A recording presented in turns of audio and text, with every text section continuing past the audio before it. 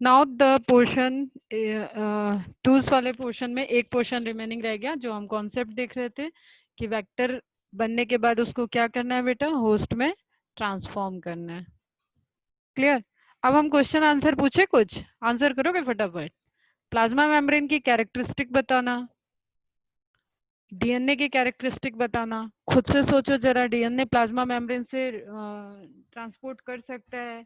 करेगा तो active transport करेगा, या पैसिव ट्रांसपोर्ट करेगा, या किसी चैनल से जाएगा, या उसको कोई पोर। कैसा ट्रिकी क्वेश्चन आ जाया है ना।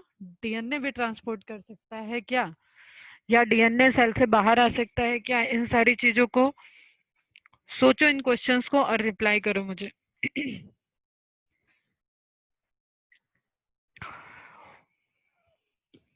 थ्योरी को मत पढ़ना, रिप्लाई करो जस्ट अपने कॉन्सेप्ट से, और फास्ट करो जरा, इस पे बहुत टाइम नहीं देंगे।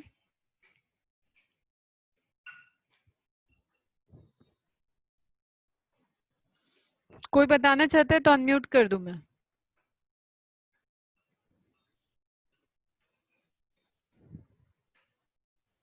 Plasma membrane contains phospholipid layer, correct. कशिश अनम्यूट करो तो मैं।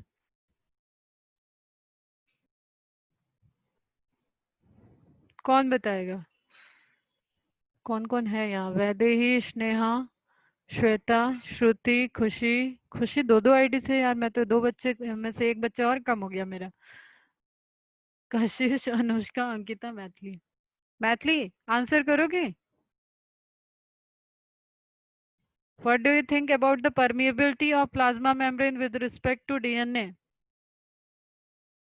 प्लाज्मा मेम्ब्रेन की कैरेक्टरिस्टिक्स और डीएनए की characteristic, and then compare how DNA transport to through the plasma membrane inside us host DNA host cell. अरे कम क्यों होते जा रहे भाई तुम लोग, क्या हो रहा है? बारिश हो रही है क्या रत्नागिरी में? अच्छा, खुशी। खुशी एक आईडी से हो गई।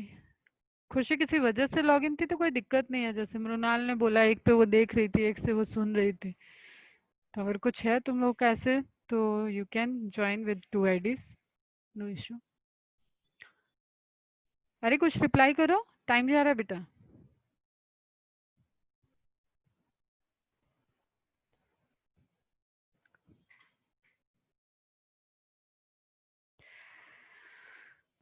Plasma membrane contains phospholipid layer.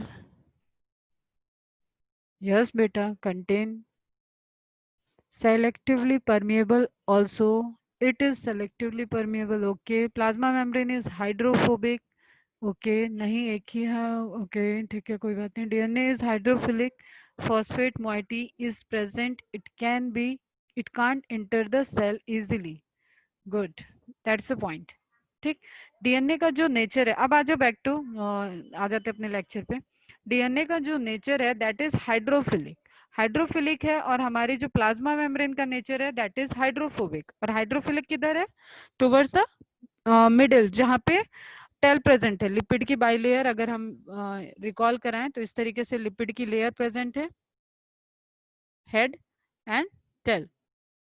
ठीक। हेड, मेरे से उम्मीद मत करो मैं यहाँ फिगर तुम लोगों के लिए डिजाइनर बनाने वाली हूँ। और टेल, तो this is hydrophilic, this is hydrophobic. तो ये हाइड्रोफोबिक एंड है, तो ऑब्वियसली यहाँ से हम डीएनए को इजीली तो ट्रांसफर नहीं करा सकते हैं।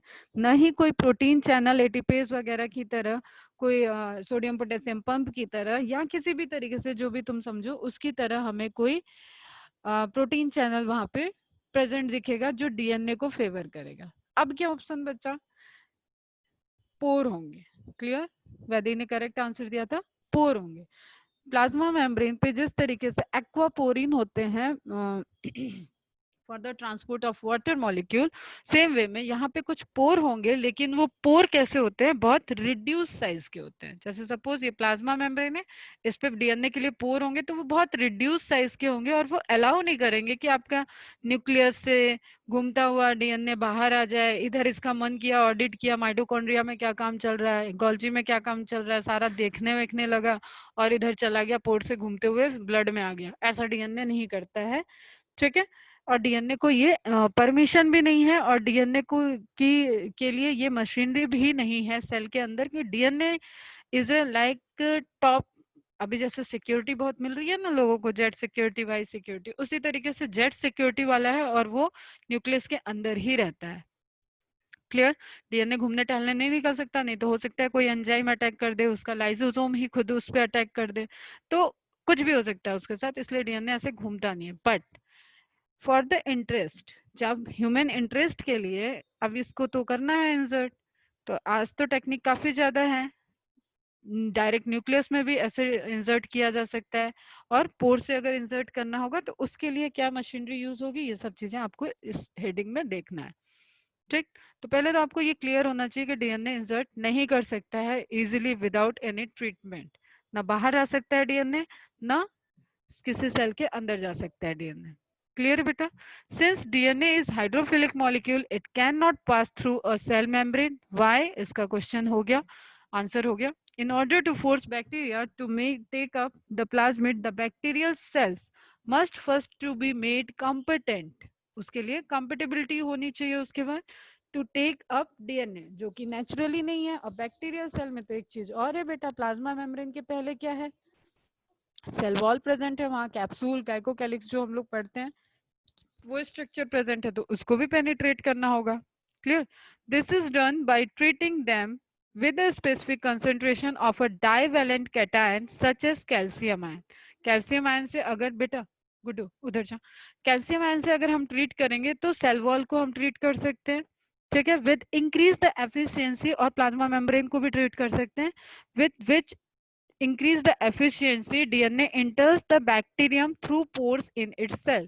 एक तो तुम्हारा आयनिक रिएक्शन से वहां पे इंक्रीज कर सकते हैं, दूसरा हीट शॉक मैकेनिज्म, उसके टेम्परेचर को, अगर जैसे प्लाज्मा मेम्ब्रेन की एक कैरेक्टरिस्टिक्स याद हो तो फ्लूडिटी, ठीक है, फ्लूड है, ठीक है, फ्लूडिटी है प्लाज्मा मेम्ब्रेन में, तो अगर हम उसको टेम्परेचर हाई करेंगे तो कोई भी फ्लूइड का जो नेचर है, जनरल नेचर की बात करें, वो क्या होता है, अगर सेमी सॉलिड है तो वो लिक्विड की तरफ और जाएगा, ठीक है। तो सेम वे में आप यहाँ पे कॉन्सेप्ट ध्यान में रखो, अगर कोई पोर होगा जो कि रिड्यूस साइज में है, वो अपने साइज को क्या करेगा, हीट शॉक की वजह से उसकी साइज बढ़ जाएगी, ठीक है, आउटर बाउंड्री पे जो पोर प्रेजेंट है उसकी साइज इंक्रीज हो जाएगी, एंड एज ए रिजल्टेंट वहां से हम डीएनए को एंटर करा सकते हैं, उस वक्त वो उस वक्त एक चैनल की तरह वर्क करने लगेगा।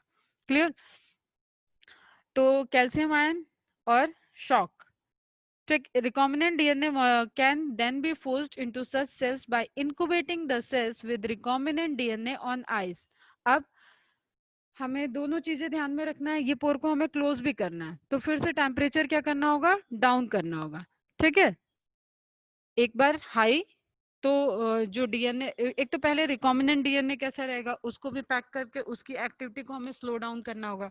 डीएनए की एक्टिविटी को स्लो डाउन करना है, इसका मतलब उसके टेम्परेचर को डाउन कर दें, हम उसको ऐसे स्टोर कर दें जिससे उसका टेम्परेचर डाउन रहे। अब वो जब तक एंटर करेगा तब तक उसको थोड़ा सा इनएक्टिव फॉर्म में रख के ही हमें एंटर कराना है, ठीक। उस टाइम में हमने सेल को क्या दिया, सेल को इलेक्ट्रिक शॉक दिया, 420 नहीं रहेगा, ये कॉपी पेस्ट में हुआ है, ठीक है, इस तरीके से 42 डिग्री। तो वहां पे हमने क्या किया, हीट हीट दिया, सेल के लिए हीट दिया, डीएनए को आइस में दिया, उसके बाद जैसे ही वो सेल में डीएनए एंटर किया, सेल की जो ये पोर की साइज बढ़ाई थी उसको रिड्यूस करने के लिए फिर से हमने टेम्परेचर को डाउन कर दिया और वो साइज रिड्यूस हो जाएगी, ताकि वो जो डीएनए आपने रिकॉम्बिनेंट डीएनए मॉलिक्यूल इंसर्ट किया है वो फिर से फ्लोट होके उस पोर से ही बाहर ना आ जाए। ठीक, समझ में आई ये चीज? Recombinant DNA can then be forced into such cells by incubating the cells with recombinant DNA on ice, followed by placing them briefly at 42 degrees Celsius, that is heat shock, high temperature हो गया ये, and then putting them back on ice. Heat shock दिया, DNA को ice पे रखा, ice को DNA को ice में इंक्यूबेट किया, उसके बाद उस सेल को जिसमें उसको ट्रांसफर करना था उस मीडियम को हीट शॉक दिया, उससे उस प्रेजेंट सेल उसकी आउटर बाउंड्री के पोर ओपन हो जाएंगे, पैरेलली आप कैल्शियम आयन का भी ट्रीटमेंट दे रहे हो, ठीक है, वहां से आपको पोर ओपन मिलेंगे, उस पोर में जो आपके मीडियम में रिकॉम्बिनेंट डीएनए प्रेजेंट है वो वहां से ट्रांसफर हो जाएगा, ठीक है। Due to the presence of ice वो क्रायोजेनिक कंडीशन हो जाएगी और वहां पे डीएनए की एक्टिविटी स्लो डाउन रहेगी एकदम, ठीक है, डीएनए डिजेनरेट नहीं हुआ है, स्लो डाउन हुआ है, ठीक, उसको हीट शॉक से एंट्री करवा दी। हीट शॉक के बाद फिर से सेल को, उन पोर को रिड्यूस करने के लिए तुरंत वहां पे क्या देंगे, आइस इफेक्ट देंगे। ठीक है, तो फाइनली उस सेल के अंदर रिकॉम्बिनेंट डीएनए चला गया। ये तो एक ऐसे ट्रेडिशनल वाली मेथोडोलॉजी है। आजकल तो माइक्रो इंजेक्शंस आ चुके हैं जिससे हम डायरेक्ट डीएनए को डिजायर्ड जो भी होस्ट है हमारा, जो भी टारगेटेड होस्ट है, उसके न्यूक्लियस में इंसर्ट कर सकते हैं। ठीक, और ये मैंने पढ़ा भी दिया, gene gun, short gun, biolistic, वो प्रोसेस मैंने बताई जहाँ पे मैंने बताया था कि माइटोकॉन्ड्रिया में इंसर्ट कर सकते हैं। ठीक है, डीएनए को न्यूक्लियस में इंसर्ट कर सकते हैं। डीएनए साइटोप्लाज्म में है तो अगेन वो पोर के थ्रू देयर इज, किसी किसी में चांस है, उसके बहुत कम केसेस हैं, बट देयर इज चांसेस कि वो फ्लोट कर जाए, क्योंकि उसको साइटोप्लाज्मिक के कंडीशन में, साइटोप्लाज्म में प्रेजेंट मीडियम एंजाइम्स उनसे रिएक्ट करने के चांसेस रहेंगे, तो हम डायरेक्ट भी ट्रांसफर कर सकते हैं। Clear, this enables the bacteria to take up the recombinant DNA.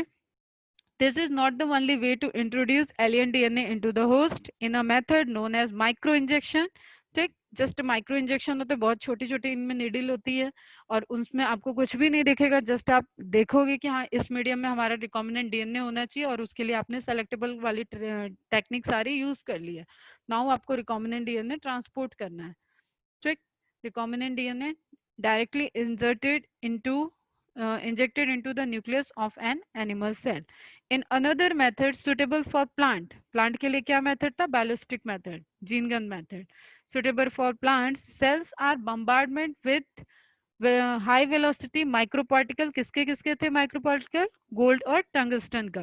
ठीक है, ये पार्टिकल है, इसके साथ डीएनए को अटैच करके बम्बार्ड कर दिया तो वो सेल के अंदर ये पार्टिकल इनएक्टिव इनर्ट फॉर्म में रहेंगे, वो कोई हार्मफुल इफेक्ट नहीं शो करेंगे और हमारा desired DNA, recombinant DNA insert भी हो जाएगा। That is ballistic approaches and known as gene gun technology with DNA in a method known as ballistics or gene gun. And the last method uses disarmed pathogen, जो कि mainly किसके लिए होगा, viruses के लिए, which when allowed to infect the cells transfer the recombinant DNA into the host cell. Just हम उसमें insert करके, जो अभी हम लोगों ने देखा उस केस में। ठीक है, जो हमने एग्जांपल देखा कि वायरस के केस में अगर हम इंड्यूस करके उसको उसमें इंसर्ट कर दे, उसके हार्मफुल जीन के बीच में उसका इंसर्शनल इनएक्टिवेशन और वहां पे हम ट्रांसफॉर्म कर रहे हैं, तो वो बहुत ही इजीली हमें वायरल इन्फेक्शन जिस तरीके से हो सकता है उसी तरीके से हम जस्ट होस्ट की उस वायरस के मैकेनिज्म को यूज करके होस्ट में ट्रांसफर कर सकते हैं। अब वो खुद जाके प्रोपेगेट करेगा, वो खुद जाके डीएनए की मशीनरी, होस्ट के जीनोम की मशीनरी को हाईजैक करेगा, वो सारा काम खुद कर सकता है। तो दैट इज डिसआर्म्ड पैथोजन। इसके लिए तुम लिख लेना यहाँ पे रेट्रो वायरसेस। ठीक है, जो कार्सिनोजेनिक, जो कैंसर कॉजिंग मैंने बताया, वो सब इसमें आ जाएंगे आपके। ठीक, we talk about the viruses. Now that we have learned about the tools for constructing recombinant DNA, let us discuss the process facilitating recombinant DNA technology. आपको अब यहाँ से फिर से another 11.3 हेडिंग स्टार्ट हो जाएगी जिसमें आपको पढ़ना है ये सारी चीजें जो टेक्निक हमने देखी। टूल्स था, ये पार्ट ऑफ टूल्स है, जबकि बैकग्राउंड में सब में आप प्रोसेस देखते जा रहे हो, उसी को आपको अब एक सीक्वेंस में प्रोसेस के फॉर्म में जस्ट कवर करना है। तो recombinant DNA technology involves several steps in specific sequence such as क्या क्या किया हमने, isolation of desired DNA, foreign DNA, ठीक है, एलियन डीएनए जो भी आप उसको बोल दो, आइसोलेट किया हमने, वेक्टर को आइसोलेट किया, fragmentation of DNA by restriction endonuclease, RE से उसको कट डाउन किया, isolation of a desired fragment, उसको इलेक्ट्रोफोरेसिस से सेपरेट किया, ligation of the DNA fragment into vector, ligation से उसको लाइगेट किया, लाइगेश लाइगेस एंजाइम लिखना था, ligase enzyme, ligation technique, transferring the recombinant DNA into the host. इसमें हमने देख लिया पूरा जीन गन और अलग अलग अप्रोच हमने देखा, ballistic approach, gene gun approach, retroviruses को यूज करके हम कर रहे हैं, बैक्टीरियल डीएनए को हम जो हीट शॉक ट्रीटमेंट देके कर रहे हैं। ठीक है, एक हीट शॉक के जैसे ही ट्रीटमेंट होता है इलेक्ट्रिक शॉक, एक में टेम्परेचर देख रहे हैं, एक में इलेक्ट्रिक चार्ज दे रहे हैं, इलेक्ट्रिक सप्लाई दे रहे हैं, तो उससे भी क्या होगा, राइट नो जो रहेगी, जैसे कार्टून वगैरह में देखे होगे ना, किसी को करंट लगता है तो कैसे बाल बाल खड़े हो जाते हैं, सेम वे में आपने उस सेल को, उस होस्ट को करंट दिया कल्चर मीडियम में, तो उसके पूरी प्लाज्मा मेम्ब्रेन जो आउटर बाउंड्री है वो क्या हो जाएगी, थोड़ी सी एक्सपैंड हो जाएगी। और एक्सपैंड ही तो कराना है हमें, तो मोस्टली यूज होने वाली एक इलेक्ट्रिक शॉक टेक्निक भी है, इसको भी नोट डाउन कर लोगे। Culturing the host cell in a medium at large scale, culture करना है। एक्सट्रैक्शन ऑफ डिजायर्ड प्रोडक्ट, अब ये दो हमें टेक्नोलॉजी बाकी है, इसमें हम यहाँ पे जैसे डिजायर डीएनए है उसको आइसोलेट करना है, तो इस आइसोलेशन के अब बस, अब क्या नेक्स्ट टॉपिक तो स्टार्ट नहीं कर रहे, सुन लो थोड़ी देर और। आइसोलेट जिसको किए हम डिजायर फ्रेगमेंट, वो डिजायर फ्रेगमेंट हमारे लिए बहुत बेशकीमती हो जाता है, उसको हमें उसकी कॉपीज बनानी होगी इसलिए, ठीक है, क्योंकि बहुत मुश्किल से तो हमारा डिजायर्ड डीएनए फ्रेगमेंट मिला है। तो यहाँ पे कौन सी टेक्निक यूज कर लेते हैं हम लोग, पॉलीमरेज चेन रिएक्शन। ये भी पीसीआर इस वक्त बहुत न्यूज में सुने होंगे, कोरोना टेस्ट के लिए पीसीआर टेस्ट हो रहा है या स्वैब टेस्ट हो रहा है या सीरो टेस्ट हो रहा है, अलग अलग सुने होंगे। तो यहाँ पे क्या करते हैं बेटा, एम्पलीफिकेशन करते हैं। Amplification is just the process of manufacturing of copy of desired DNA. ठीक है, हमें पता होता है कि हमने कौन सा सीक्वेंस इसमें इस पीसीआर मशीन में इंसर्ट किया है, और उसको हम एम्पलीफाई करते हैं, वहाँ पे 2 की पावर n से कैलकुलेट करते हैं कि कितने साइकिल उस पीसीआर मशीन को रन करना है, और बिलियंस ऑफ कॉपी आपका डिजायर डीएनए का आपको मिल जाएगा। Now you can use that. जैसे देखो कॉन्सेप्ट देखो, रेप्लिकेशन जब डीएनए कर रहा था तो जिस इंफॉर्मेशन को रेप्लिकेट करना है वो इंफॉर्मेशन उसकी कॉपी बनती थी, ठीक है, वो कॉपी बना के देता था, और टेम्पलेट उसके पैरेलल वाले, जैसे रेप्लिकेशन में तो दोनों टेम्पलेट है, तो हमेशा डीएनए का एक कॉपी सेव रहेगा, वो copy main copy master copy समझ लो कि सेव रखा है उसने, और एक एक कॉपी बना के वो डीएनए रेप्लिकेशन और ट्रांसक्रिप्शन की प्रोसेस कर रहा है। सेम वे में क्या है, हमको डिजायर्ड डीएनए मिल गया है, तो उस डिजायर्ड डीएनए को हम फर्दर अपने, क्योंकि एक बार में हम जो एक्सपेरिमेंट कर रहे हैं वही सक्सेसफुल हो जाए तो बात ही क्या है, तो हमारे पास हमेशा हमारा डिजायर्ड डीएनए फ्रेगमेंट होना चाहिए, इसलिए हम उसके multiple copies, billions of copies बना लें, या जितनी कॉपीज बनाना चाहे पीसीआर में उसको रन करके। पीसीआर भी एक बहुत बड़ी रिवोल्यूशनरी डिस्कवरी में आता है बेटा, पीसीआर ने कई चीजों को इजी किया। तो पीसीआर मशीन में हम जब उसको इंसर्ट करेंगे उसकी कॉपीज ले लेते हैं, तो उस कॉपी पे हम एक्सपेरिमेंट परफॉर्म करते हैं। कोई डाउट यहाँ पे, बाकी चीजें तो हमको वन बाय वन देखना है। तो आप लोग क्या करोगे आज के, कल इसका लास्ट लेक्चर लूंगी मैं, इसलिए आज का आपका क्या होमवर्क रहेगा, इस वाले पोर्शन को आप except this portion extraction and culturing, इसको छोड़ के बाकी सब आप एनसीईआरटी से एक बार रीड करके कल की क्लास अटेंड करोगे, ये सारा पोर्शन पढ़ा हुआ है, ठीक, सब मैंने पढ़ा दिया है ऑलरेडी, बस पीसीआर और जो आइसोलेशन की प्रोसेस है वो हमें देखनी है। क्लियर है यहाँ तक, कोई डाउट बेटा, किसी को कोई कंफ्यूजन, किसी को कोई क्यूरियोसिटी आ रही हो? एंटीजन वही sero test, antigen antibody test, polar molecule can diffuse through the lipid layer. ठीक है, कोई डाउट नहीं है ना, लेक्चर एंड कर रहे हैं, ब्रेक लो, फिजिक्स का लेक्चर अटेंड करो, और क्वेश्चन से शेयर करूंगी मैं, उसको सॉल्व करना, एंड जस्ट एक्टिव रहो, ठीक है। और 12:30 का लेक्चर जिसको अटेंड करना होगा, फंजाई का नेक्स्ट लेक्चर चलेगा, वो आ जाएगा उस टाइम, नहीं तो फिर मैं एक प्लेलिस्ट बना दूंगी इसकी और वहां से तुम लोग देख लेना। चलो bye bye, take care, good day बच्चा।